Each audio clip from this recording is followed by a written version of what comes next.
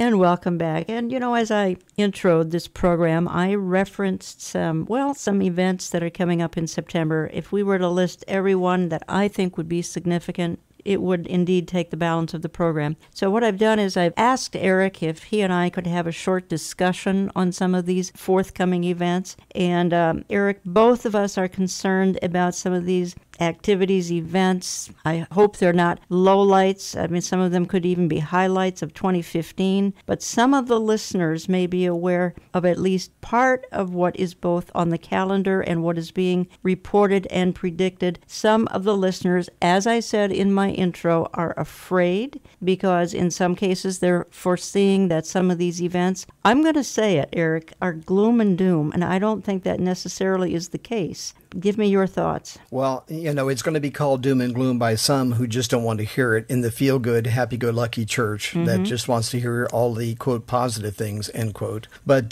these are events we need to be aware of, and we're never to stick our heads in the sand. I think as Jesus speaks to his disciples in Matthew 24, which is a passage that we've talked about on radio and I've used many times, Jesus warns them not to be deceived in verses 3 and 4. And these are the men who were sold out to his messiahship, who believed in him and knew who he was and trusted who he was. He's warning them not to be deceived. How much more is that warning for you and I in our world today? Well, let's just talk about a few of these. As time permits, we can try to hit some of these. As I said, some I think are going to be highlights. Some may not be quite so, not so positive about all of them. But and we've already dealt extensively with the Shemitah, but we've got U.S. Congress is going to be voting on this Iranian deal. I'm not sure I don't know if there's some irony to the fact that's going to come to a culmination on the Shemitah. We've got the Jewish feasts. We've got something you highlight here in some of the notes you sent me. I don't know if you want to reference this Jade Helm. We're going to be called conspiracy theorists, but we at least need to explain what that is. Well,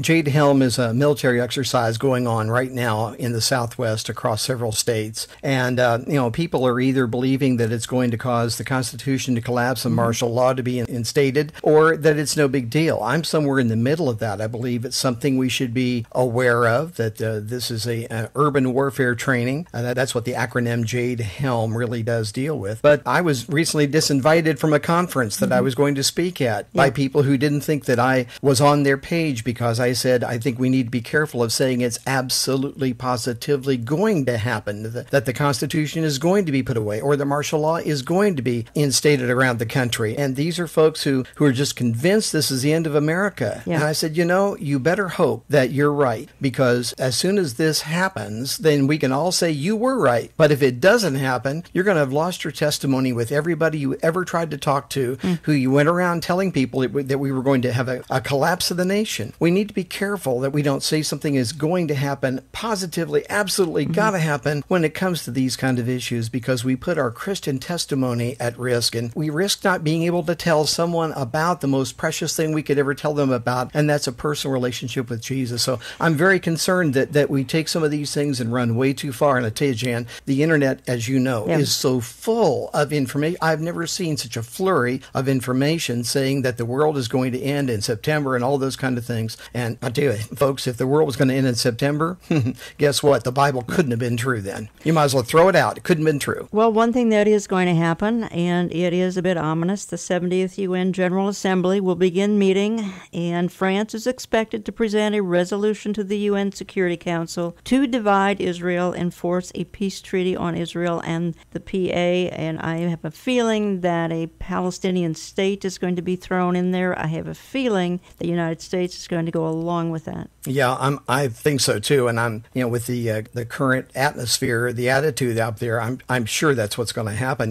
We also have the Pope who's going to visit. Right. And the things that are going to happen, September 23rd, he's going to visit the White House and talk about wealth redistribution, about religious freedom and immigration and climate change. The next day, he has a joint session with Congress on world peace, religious values. Could that be the New World Order? Because we know he's an advocate of it. And then the next day, he goes to the UN to start talking about the world's population and climate change, et cetera, basically to say the UN needs to control everything. So this very, very important month coming up in September with so many different moving parts. I'm going to put a list of these things in an article on our website, and I'm sure that you'll have it up at Olive Tree Views as well. Yeah. So. And we've got the Jewish holidays. I referenced that in the intro. We've got Yom Kippur, which begins on September 22nd, and this will mark the beginning of the next year of Jubilee, or the 50th year. We talked about that a bit with Jonathan. Sadly, Eric, so many folks and churches are placing no significance on the Jewish feast days, the Day of Atonement and the others, Tabernacles, Yom Kippur, etc. They have no understanding why these are important, but they are. They're hugely important. I was a Christian for many years before I really understood the feasts and knew when they took place and so on. And I'm still a student of those things and certainly no expert, but I think it's important that the church does understand those things. And we're not advocating that people go out and begin to follow all those things, but we need to understand them as where Christianity came from. You know, we're grafted into them. We need to know these things.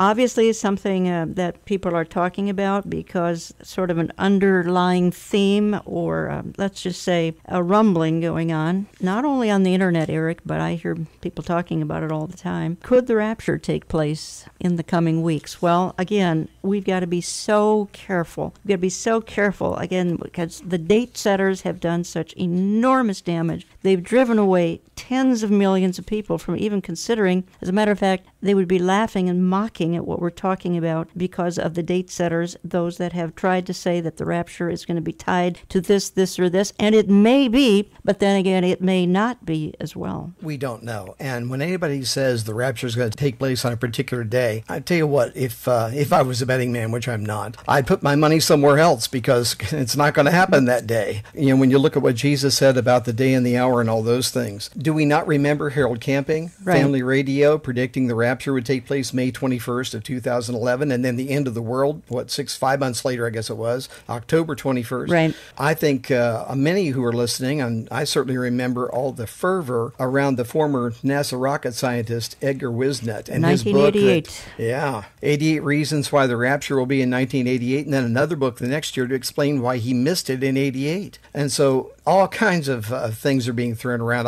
I watched a video last night that it was a girl's voice, don't know who she is, don't know the name, but she said, well, the rapture is going to take place on September 23rd, and the next day we're going to be hit by a meteor. Yeah. Really? And, you know, that's the problem, is there's so many, and by the way, she had 90,000 views on YouTube. Well, the sensational attracts. Yeah, it sure does, but it also frightens, and it also causes people to throw their hands up and go, I don't know what to believe, so I won't even worry about it, and that's the wrong attitude as well. Eric, I'm hearing, I think I've heard it from you, we've got a 2.5 mile wide comet coming, and folks are getting a little freaked out over that too. Well, and the idea here is that NASA knows the comet is coming, but hasn't told anybody because they don't want to cause, great disruption in the population. But a comet is coming, supposedly going to hit the Earth, and that'll be the end of us. And once again, I remind you, if the Earth is going to be destroyed in September, then none of the end-time events, the rapture, the Antichrist, the 7-year tribulation, none of it's true. None of it is true. None of it's true. So we just need to put those things away. And, you know, oftentimes those messages, as the one I mentioned that I saw on YouTube yesterday, those things are encapsulated with somebody saying, now make sure you know Jesus is your Lord and Savior at the end. And I'm going, wait a second. You're saying one thing, but you're also denying the Word of God by what you're trying to actually say. Larry Kutzler wants to weigh in. Well, I think Jonathan had a great line about this, and that is, these signs are not to be worshipped, or they're meant to keep us ready, to get us onto the edge, to realize that His soon return is imminent and it may be just around the corner, but not to be worshipped or thought of as more than what they are, which is a sign. Eric, do you want to sum this up? Well, there are a lot of believers who are chasing after information pertaining to so many events today, and many people, I think, are frightened, maybe frightened silly about these things, and just don't know what to think of them. Jesus has it under control. Jonathan said that. I'm going to say it again. It can't be said enough. And I don't think ignorance is bliss, and I think we need to be aware of these things, but concentrating on them, which are often means you're concentrating on something that is of high speculation and only the opinions of someone who is trying to convince you to follow it. I just say, people, get a grip. The internet is a powerful tool of communication, and we need to see it as such, but we also understand anybody can say anything out there,